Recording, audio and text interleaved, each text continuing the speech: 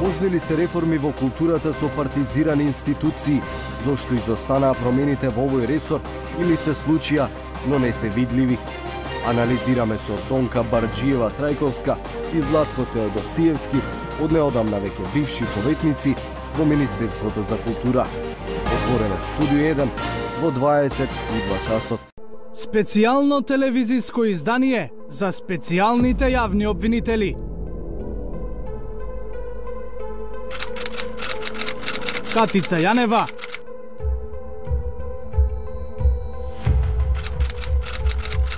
Миле Стефанова, Трајче Пеливанов. За прв пат во отворена жива програма со отворени телефонски линии ќе одговараат на прашањата на граѓаните во специјалното издание на Правда и неправда со Гордана Дувњак. Вторник, 21 часот. Предизвикот е прифатен. Вие сте на потек. Специјалните јавни обвинители во живо пред граѓаните да го оправдаат барањето за автономност и нивното институционално постоење.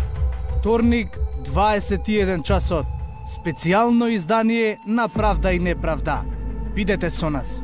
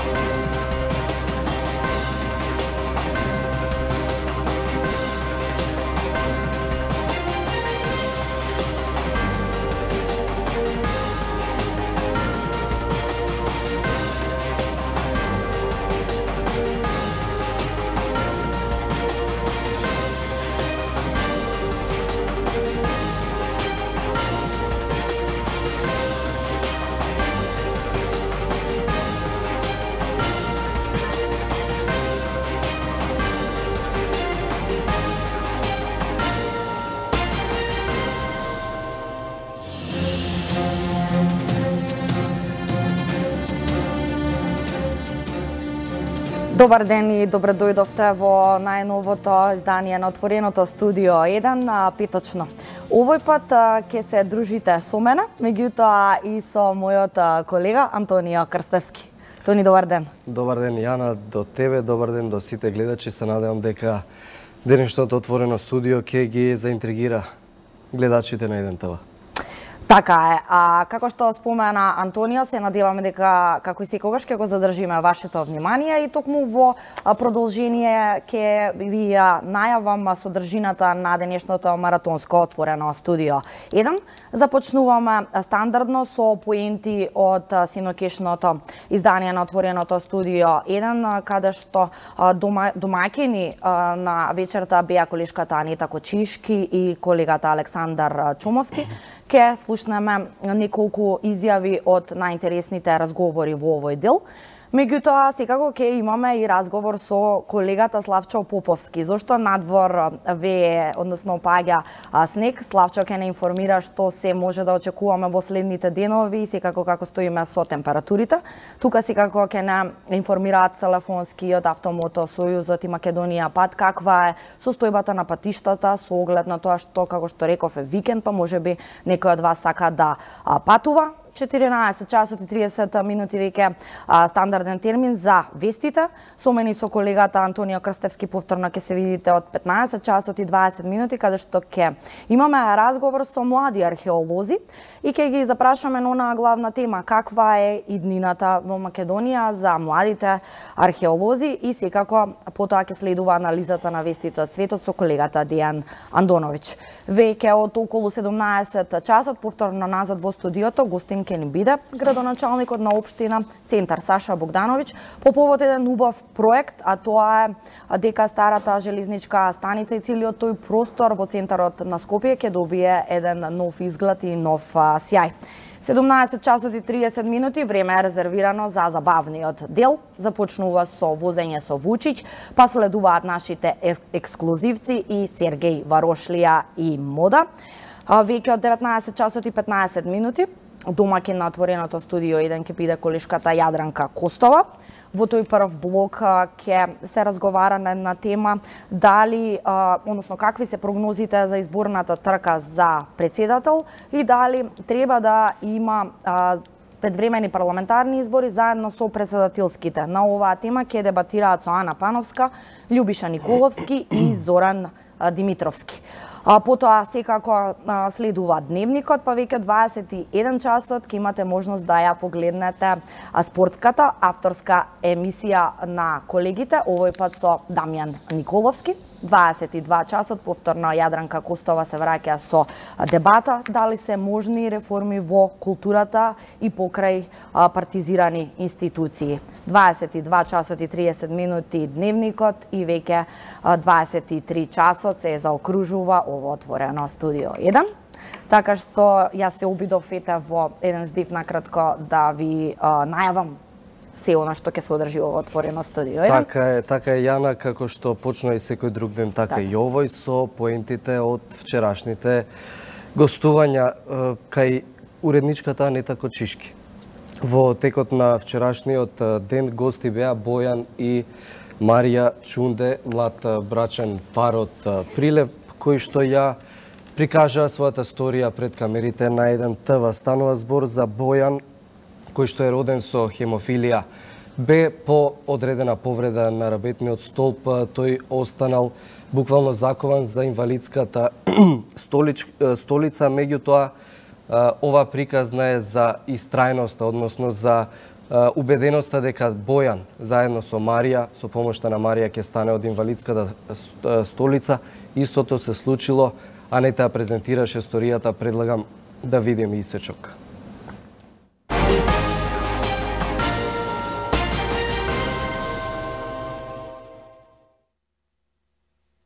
Имаше период на, можам да кажам, тешка депресија, затоа што одбивав и да разговарам со моите, со брат ми, со другарите, кои нон-стоп доаѓаа во ниту еден момент не ме оставија.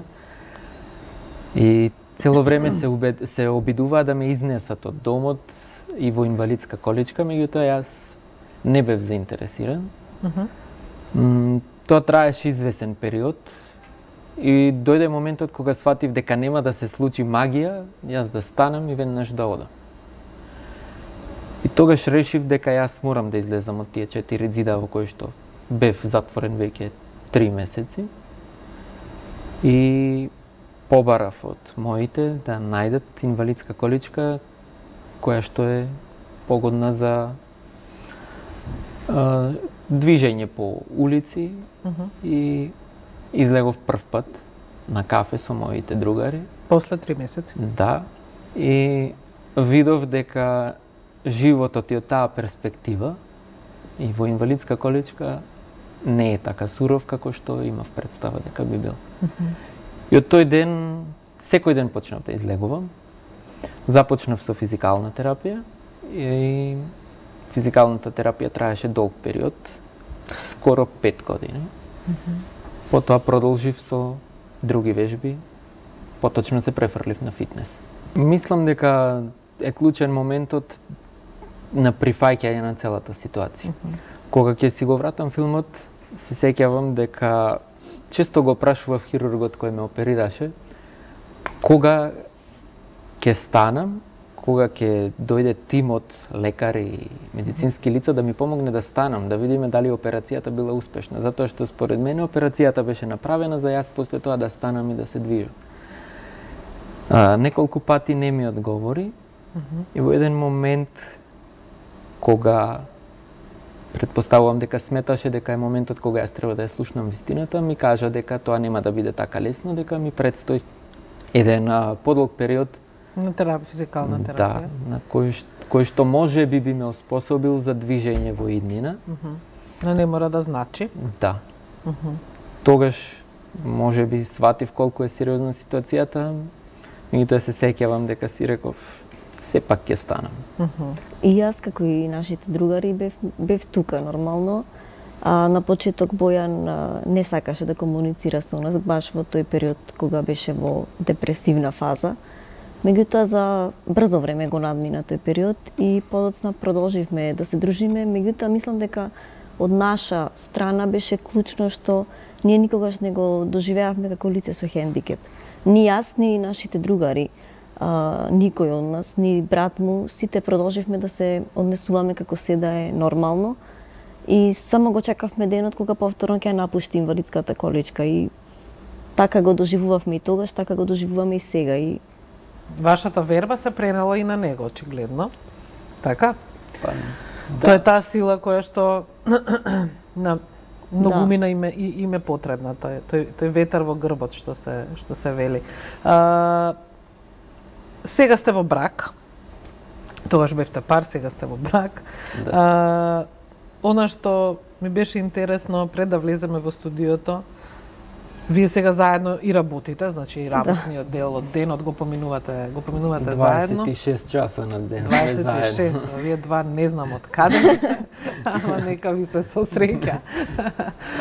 Сакам да кажам, да, времето постојано го минувате заедно, еве сега можам да видам дека одат некои од вашите заеднички фотографии на Инстаграм. Ова се тие моменти кои што Сергеј претходно ги најави како, нели, фешн луѓе и така натаму. Да, тоа се работи кои што се очигледни, се гледа дека ја сакате модата и сакате добро да има мала да приказна и позади тоа. Ајде, еве, ја слушаме со внимание.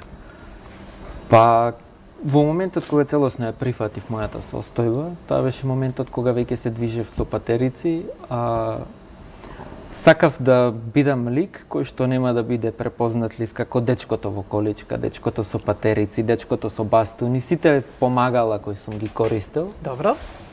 И во тој момент решив дека можам да бидам препознатлив по нешто друго, дека и како лице со хендикеп имам одредени квалитети. Секогаш сум внимавал на својот стил, меѓутоа тогаш почнав посебно да внимавам и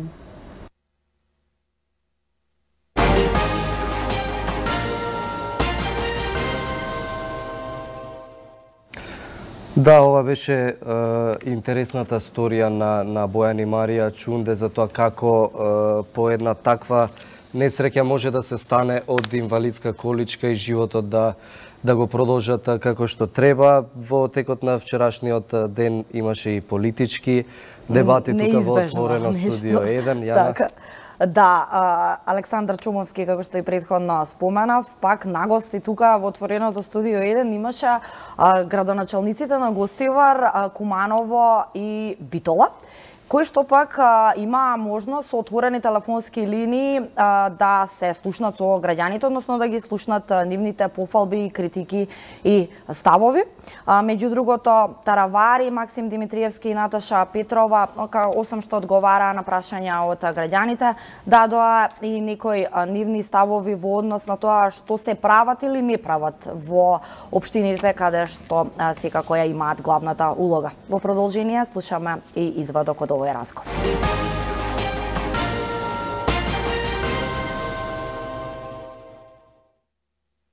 Купивте некој од советници со некој плац, со некој бизнис и така натаму што успеавте да направите кохабитација или граѓанскиот интерес ве води кон тоа? Не, значи 16 советници се позицијата во власта и 15 сме ние опозицијата во централната власт. Градоначалникот е опозицијата во Советот. Успеавме да се договориме и го изгласавме со 31 глас. Вкупно сите советници изгласаа буџет.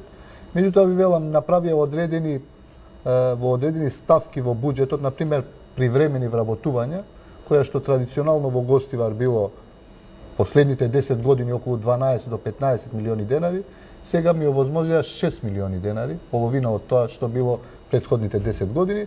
За другите ставки горе-долу се договоривме со мнозинството во Советот и мислам дека тоа е добро за градот.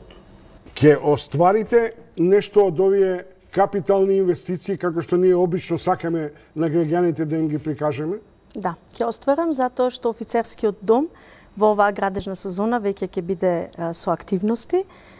Успеавме да обезбедиме средства од ИПА фондовите, така да сме пред подпишување на договор и можам да кажам дека заклучно со оваа календарска година која што помина, на некој начин сметам дека офицерскиот дом, бидејќи обезбеден веќе, е проект кој што оваа година ќе го затвориме. додека гасификацијата која што ја споменавте, општина Битола беше првата од општините кој што почна да ја подготвува, да кажам, спецификацијата тендерска за проектна документација околу гасификацијата, но за жал имавме една ситуација на претходни збиднувања, каде што во општина Битола беше предвидено топлификација. Некаде до средината на месец јуни не бевме начисто со тоа дали останува да тие топлификациони точки сепак постојат во Битола, и таа беше причината заради која што временски поместивме на некој начин активности околу гасификацијата, меѓутоа во моментов веќе завршуваме со спецификацијата за гасификација и сум длабоко убедена дека до крајот на мојот мандат Битола ќе биде подготвена. Какви се бањи и Вилнес има низ Хрватска, Словенија, што не се ни половина од Куба, да не зборам други негорски бањи и така натаму. Што е тоа што некој не сваќа што имате вие во центарот на градот? Иако ја видов Куба како изгледа, баш е како Куба. Видете, се случи една постапка на едни фамозни стечајни постапки во градот, кои што веќе трае 20 и повеќе години. И ако се сеќавате на една акција Пепел, своевремено кога беше апсен Бајруш Седију, па тогашната власт со таа акција Пепел го пеплоса комплетно кумановското стопанство, кое што до ден денеска ни Житомел Куманово, ни Тутунски комбинат Куманово и сите тие стопански капацитети не можат да застанат на нози, бидејќи беа оставени на забот на времето и сега ги гледаме како неми сведоци на сето она што се случуваше. Куба е една постапка стечајна која што се води со години, во која што за жал општината нема надлежности и не може да влезе, а ги имате објекти во централно градско подрачје кои што се незаштитени и неодговорен однос од страна на стечајните управници и на судската власт. И онаа што јас апелираме во континуитет да судската власт преземе конкретни мерки кон неодговорните стечајни управници за да го спроведат и го реализираат побрзо стечајот, за да може да се валоризира тој имот и за да може да се даде и да биде доставен на потенцијални инвеститори.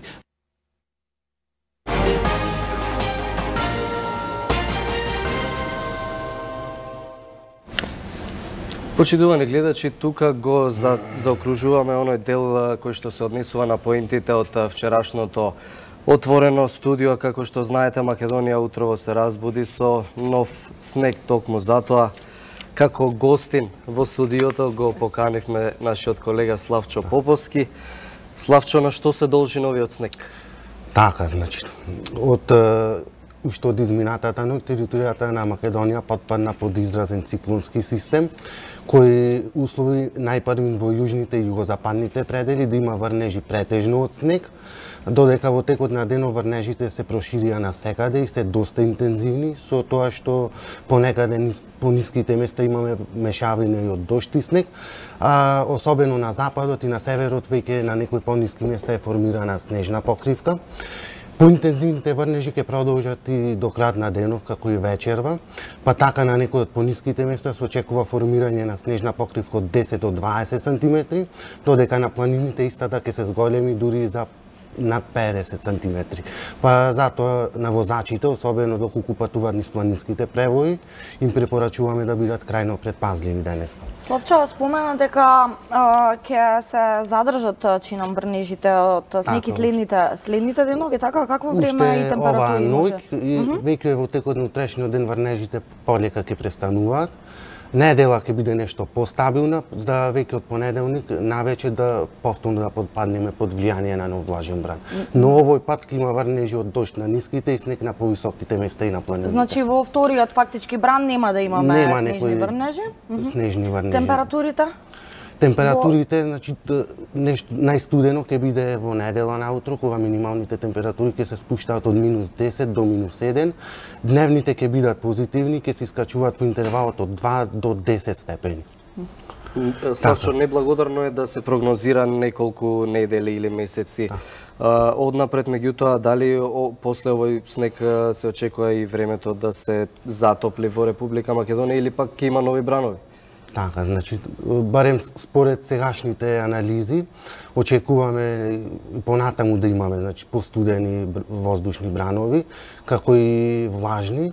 Во текот на следниот месец, значи февруар месец, очекуваме да биде и понатаму доста поврнежлив. Значи, очекуваме и дожд и снег.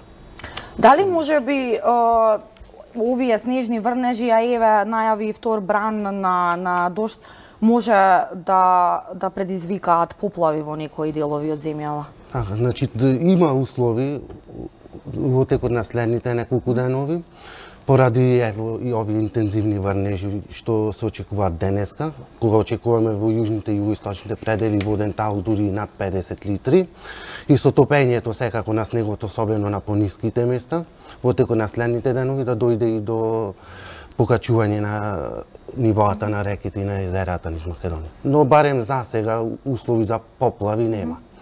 Ние секако ќе ја следиме ситуацијата. Одлично, Славчо, благодариме за гостувањето, за информациите кои што ги сподели со јавноста. Јана, ние имаме и повеќе информации во однос на оваа тема. Поврзано со секако овој разговор и времето во Република Македонија, редно е, како што споменав, да слушнеме информации од Автомотосојузот и Македонија пат во однос на каква е состојбата на патиштата, секако можеби за сите оние граѓани кои што сакаат да патуваат. Утринава од 23:55 часот на патот Дебар-Мавровијанов и обратно поради обилни врнежи од снег е оведена забрана за движење на тешки моторни возила. Исто така од 23:25 часот воведена е забрана за движење на тешки товарни возила преку планинскиот превоз Стража.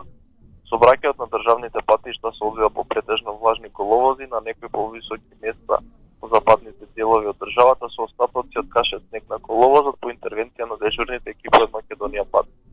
Снег врне во Титово, Гостивар, Ичево, на Попова Шапка, Маврово, Буково, Љавато, Летвар, Ресека и Железна. Поради појава на магла видливоста е намалена од 50 до 100 метри во Страцин и на планинскиот превој Буково. На патниот правец друга граничен премин Ќафастан до село Франгово поради оштетување на коловозот брзината на движење ограничена на 40 км/ч. АМСМ препорача прилагодена брзина на движење, почитување на постојаната сообраќајна сигнализација и внимателно управување со возилата. Според последните информации добиени од нашите дежурни екипи на терен, сообраќајот на државните патишта се одвива по влажни коловози, а на некои повисоки места во западните делови од држава со остатоци од каша снег на коловози по интервенција на нашите дежурни служби. Забрани во моментов за тешки товарни возила има на следните правци. Крак Маврово, Дебар, Крак Стража Кичево, македонски брод Прилеп преку планинскиот премин Барбарос, Крива Паланка граничен премин 9 Бајер и Тетово Попова Шапка, каде што има забрана и за автобуси. На патниот правец Струга граничен премин Ќафас до село Франго, поради оштетување на коловозот, брзината е ограничена на 40 км/ч. На одредени патни правци кои поминуваат низ клисурите и усеците, можна е појава на посетни одрани, особено на патниот правец Кочани, Македонска Каменица и Кочани, Виница Берово. ЈП Македонија Пат апелира на внимателно возење, прилагодување на брзината спрема условите на патот. Дежурните екипи на ЈП Македонија Пат се постојано на терен ги одржуваат сите патни правци провод. За сите подетелни информации можете да се јавите на нашите дежурни телефони 02 25 61 502 или посетете нашата веб страница www.makedoniapat.com. Тоа би било се за сега од информативниот центар на ЈП Македонија Пат. Токму така, ова беа информациите од Автомотосојузот на Македонија, како и од јавното предпријатие Македонија Пат. Секако многу корисни информации кога станува збор за луѓето кои што овие денови сакаат да патуваат, па затоа треба секако да знаат каква е состојбата на патиштата во Република Македонија со оглед на тоа што земјата утрово се разбуди со нов тепих од снег, така кажано. Со ова го затвораме и блокот кој што беше посветен на временската прогноза и на состојбата на патиштата во Република Македонија. Јана, за крајот на овој дел од отворено студио имаме една хуманитарна сторија. Така, бидејќи често во отвореното студио имаме шаренолики теми, како што спомена и колегата Антонија, ќе го заокружиме со прилог на колешката Ива Трајковска. Овој пат БМЈ Медија групи 1 ТВ секако повторно во акција. Ја паметите чинам сторијата од минатата недела на која што и помогнавме на Сузана Стојановска заедно со нејзиниот син Жан од Штип. Овој пат конкретно настапија 1 ТВ и БМЈ Медија група во акција, се подготвува и се реновира веќе новиот тоалет, секако и подпишаниот договор за малку од малку барем да им се улесни животот на семејството Стојановски. Како што споменавме, во продолжение ја гледаме сторијата, па следуваат вестите на 1 ТВ, а со мене и со колегата Крстевски се гледате во 15 часот и 20 минути.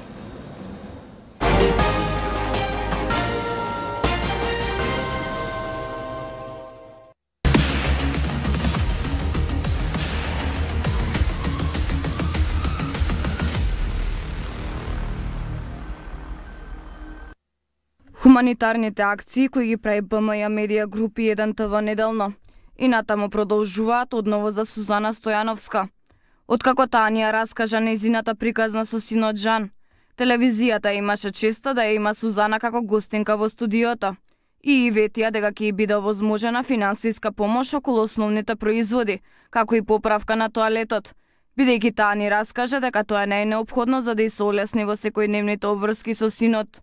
Тоа за мене ќе значи како самохрана мајка, многу ќе ми ги олесни работите, пред се со купатилото, со бањањето на Жан. Пошто Жан е дете церебрална парализа од 26 години, што морам јас да го кревам и да го носам до купатило и од купатило да го надвор изнесувам. Немам услови за бањање. Тоа многу ќе ми олесне работата, а Жан е толку мило дете, толку мирно, што не е многу захтевен, али човек мора да има 24 сата околу него. Екипата на 1 ТВ одново го посети Штип, а Сузана топло не прими и се заблагодари за помошта. Па ми олеснувате работата пред се, дека нема да го носам ураци веќе, дека нема раците да ми паѓат и да се стегам и да плакам додека го носам окупатело и да му викам држ се за мамо, за тоа што е стварно премногу тешок и да викам по комшии, по некој да дојдат да ми го прифанат, да ми го, пошто Жан е 26 години момче и се срамува. Нас не придружи архитектот Билјана Јорданова, представник на компанијата ЦПД Студио, која зема мерки од тоалетот и се согласи дека тоа не е компатибилно за дете со попреченост. Прво сакам да кажам дека еден телевизија и тука излигува дека е различна од другите телевизии со тоа што вика стручни лица при помош кај луѓе кај кои е неопходна стручна помош.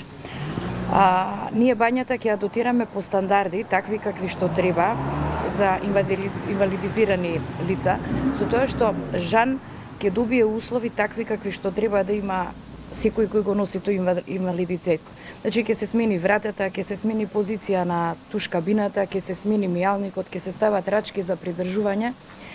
И покрај тоа што Сузана ќе добие олеснителни околности при живењето со Жан, и него ќе му биде многу поудобно. Благодарноста на Сузана беше очигледна, бидејќи ветувањата на вистина се остварија. Тешкотијата која секојдневно ја чувствувала ќе се олесни, со тоа што тоалетот ќе биде поправен во најскоро време, па таа и Жан ќе можат полесно и независно да функционираат.